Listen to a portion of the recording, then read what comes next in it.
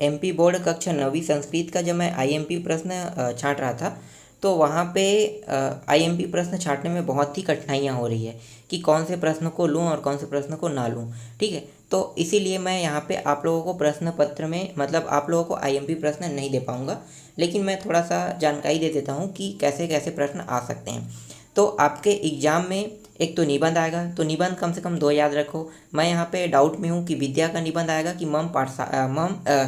विद्या का आएगा या संस्कृत भाषायाम का आएगा। तो दोनों आ सकते हैं, ठीक है, दोनों आ सकते हैं। अगर एक नहीं आएगा तो एक आपको मिल जाएगा वहाँ पे। और आप एक लेटर तैयार कर लो, तो लेटर आपको अवकाश पत्र का तैयार करना है। तो ये तो कन्फर्म है कि लेटर में अवकाश पत्र का ही आएगा।